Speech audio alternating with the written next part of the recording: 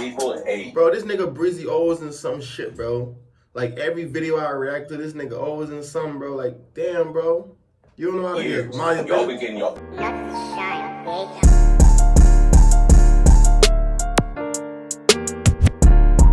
What's up, Trap City Gang, man? It's your boy, Danzel, man. Back with another video for y'all boys, man. Finna react to Chicago One-Eyed Demon, man. Lil Les, man. Let's get into the video.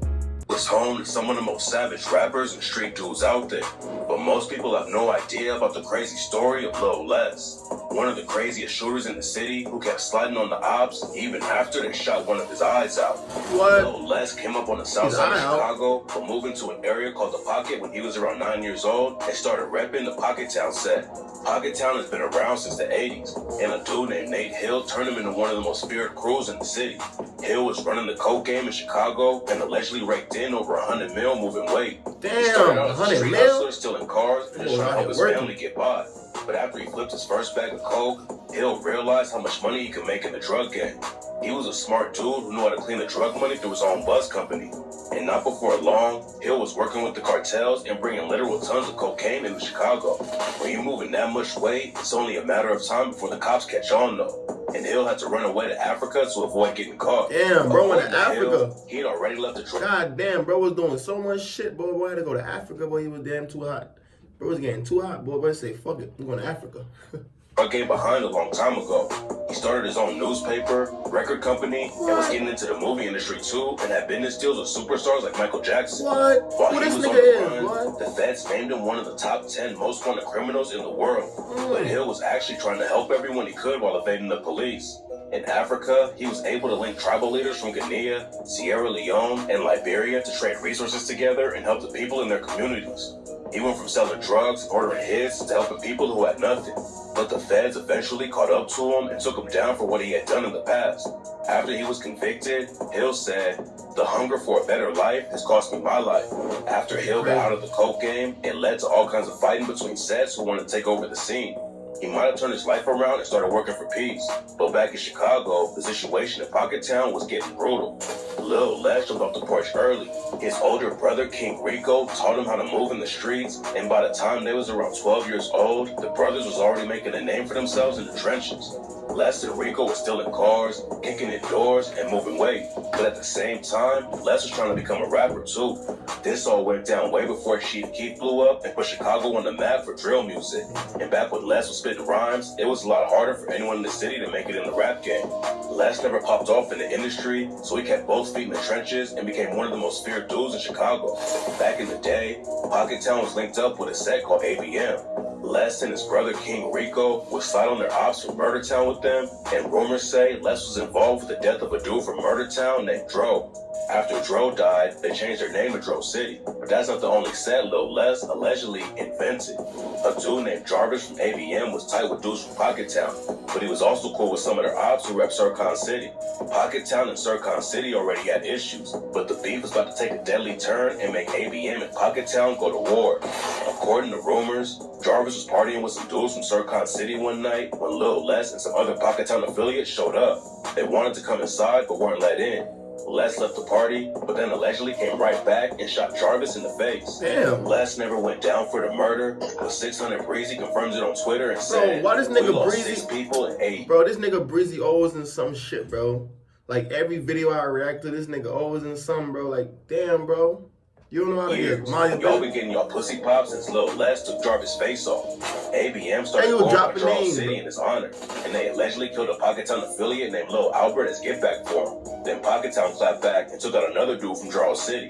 By that point, Les was already known for sliding on the ops. And in 2009, he allegedly took out a dude from Sircon City named Lil Mo, and then another Sircon affiliate named Julian, but neither murder was ever confirmed. What's really crazy about all this is that even though both sides were dropping bodies, some dudes from Sircon and Pocket Town would still link up and play basketball against each other.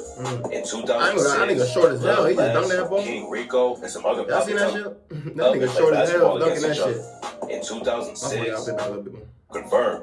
What's really crazy about all this is that even though both sides are dropping bodies, some dudes from Sircon and Pocket Town will still link up and play basketball against each other. In 2006, Lil Les, King Rico, and some other Pocket Town affiliates had a game against Sircon and Pocket Town territory. They had $200 on the line for whoever won. But in the middle of the match, some kind of fight broke out, and someone from Pocket Town started letting off shots. Always, bro. Nobody got hit. Basketball game always leads to fights, Les bro. got caught in traffic and was shot in the face. There's basically two versions of the story, and nobody knows which one is true, so we're gonna break both down. According to one version, Lil Les was riding around in Rico's car when a dude named Lil Mo ran up on him and shot him in the eye. Les was able to pull through and survive, but unfortunately, the doctors couldn't save his left eye, and he's been half blind ever since. Rico went to see his brother in the hospital, and the very next day, he allegedly slid on Sircon City and got revenge. A Sircon affiliate named Damian Kendricks was walking down the street when 4 dudes in hoodies pulled up and started letting off shots.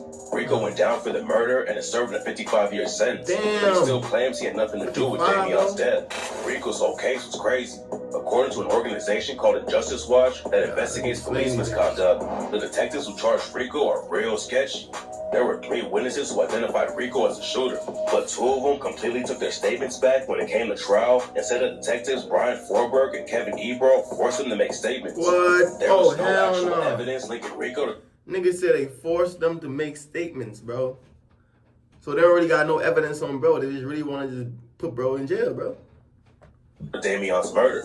All the prosecutors had was the witness statements against him, but somehow he still ended up getting convicted of murder after 2 of the witnesses took their statement back in the courtroom. One dude said he told Forberg and Ebro what they wanted to hear, because he was afraid they would book him on a probation violation if he didn't. And a witness named Eson told the jury that he only made a statement because he wanted to get out of the police station as fast as possible. That wasn't the only case where Forberg and Ebro abused their power. In 2011, Forberg was named in a wrongful conviction worth $3.4 million after it was revealed the state kept some evidence secret that proved a dude named Maurice Patterson was innocent in his case. Forberg and Ebro kept another innocent dude locked up for 3 years and used another statement from a witness to keep him there. Rico says they was always coming around and picking up dudes off the street, but back then he had no idea about police misconduct or what it was. Usually a case like this will be thrown out due to lack of evidence, but unfortunately, Rico got unlucky with his defense team too. Fucked up, a defense attorney named Dave Reiner was his trial lawyer, and the dude was a mess. He was an alcoholic with anger issues, and eventually he got fired by the state because he was so bad at defending his clients. Wow. Rico said he could even smell alcohol on Weiner's breath when they was meeting about the case. And a few times, he ain't even show up for pre-trial hearings, so Rico had to be represented by a public defender who knew nothing about his case. That's not even the end of the drama, though. I ain't gonna lie, in Rico's case was a dude named Joseph Claps, and he got booked on a gun charge back in 2018. He was strapped up in the courthouse, and a surveillance camera caught his gun falling out of his jacket. But thanks to having homies in the legal system, he skated on the case and is back to judging other criminals. How? It all started with Lil Les allegedly getting shot by Lil Mo. But rumors say that's not how it went down. Some alleged paperwork leaks where Les gave the cops info about the shooting, and this is the second story about how he lost his eye. On September 20th, 2006, Les was driving down 72nd and Dobson when he spotted a dude he knew named Danny Blackwell. Les pulled over to talk to him, and Blackwell asked for a ride to a barbershop so he could collect some money from a dude who owed him. When they got to the shop, Les stayed in the whip but could see what was happening inside. Blackwell shook hands with a couple of dudes in the shop, then got into some kind of argument with one of them. The other dude swung on Blackwell, and that's when Blackwell upped his strap and shot him. As soon as the shots went off, Les drove off because he didn't want to get wrapped up in the situation. Blackwell wasn't cool with him leaving like that though, and a few days later, he caught Les shooting dice. They started yelling at each other, but Les decided to just leave the situation alone. He walked back to his whip, and that's when Blackwell came up and shot him in the face. According to rumors, Blackwell died in 2007, and Lil Les found out that an innocent dude went down for the barbershop murder. So in 2016, he told the police about everything so the other guy could go free. There's no concrete proof on either story though. Lil Les... If you did that's some real shit though, bro. That's some real nigga shit. I ain't gonna lie, boy. You want innocent nigga got charged for it, so you was like, nah, bro, you can't let that shit. That's some real nigga shit, bro. his eye, and King Rico went That's to wild, prison. that's a real But nigga in shit. 2008, his situation got even more tragic. On May 26, his sister Sharkeela was walking down the street when a whip pulled up next to her and started letting off shots. She was pronounced dead later that night, and what makes it even worse is that she was allegedly killed by accident by someone from Pockettown. Les was allegedly sliding on everyone back in the day. He had over 17 arrests before he even turned 18. Damn. But in 2009, he finally got hit with some 17 serious charges that stuck. It's not clear exactly how it went down, but Les was allegedly sliding into Opps territory with some younger Pockettown affiliates, and they got into a shootout. According to rumors, Les took the fall for everything and got hit with 2 counts of aggravated battery with a firearm. 24 Most years. judges would let the cases run at the same time, but Les was such a feared dude in the city that they made him serve the time separately and hit him with a 24-year sentence. Nah, that's crazy. Pockettown and another set called KTS. So his brother doing 55 and he doing 24. That is crazy as fuck. Both of these niggas like, damn. Were linked up and both had beef with Sircon City. After Les went down for the shootout, a dude named KTS Vaughn started putting crazy pressure on the Opps. Vaughn allegedly caught his first body in 2011 when he killed a dude named Gotti who repped a set called 8x13. They changed their name to Gotti World after it went down, and that's when some people started comparing KTS Vaughn to Lil Les. The next year, KTS Vaughn allegedly killed 2 No Limit affiliates and hit 4 more when he caught them lacking on the street.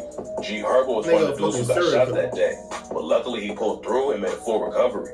KTS Vaughn and his brother Dre got into a wild shootout a few months later after they pressed No Limit Cairo at a McDonald's. Then in 2013, Vaughn and some other KTS dudes slid into Sircon City territory and murdered a dude named Pharaoh while he was taking out the trash for his dad. A few months after Pharaoh's death, Vaughn allegedly caught another No Limit member named Kobe at the same McDonald's where he pressed Cairo. Unfortunately, Kobe didn't get away though, and his homies found him laying dead in the street. By 2015, KTS Vaughn was known as one of the most savage dudes in the city. But when he hopped in the rap game, it showed how much respect Lil Les really had in the street. By that time, he had already been in prison for over half a decade. But Vaughn shouted him out on the track Kill to Survive and raps. Cutthroat Shorty, I'm a vet. I remember going crazy with the tech. Had a string, so I put it on my neck. Wish a little pussy nigga flex.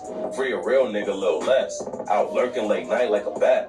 That's when a nigga aim be the best. Show no mercy, got it tatted on my chest. A lot of people don't know about Lil Les because he was putting in work before everything got posted on social media. But when it comes to dudes that the Opps never wanted to run into, Les is at the top of the list. The earliest chance he has to make parole is in 2030. But hopefully he don't get out and hop right back into the trenches. He's already survived so... I ain't gonna lie, that's soon, bro. 2030, that's soon, bro. But that's crazy, though. That's he don't get out soon. You know what I mean? But them niggas is crazy. I ain't gonna lie, but them niggas be crashing out, doing... How much bodies you just said this nigga done drop? This Vaughn nigga? Like, that shit just... Man, shit. But that's that video, man. Let me know how y'all boys feel about this video in the comment section, man. We're on the road to 500 subs, man. We close. We're on the road to 500 subs. We're on the grind don't stop. I'm out of here.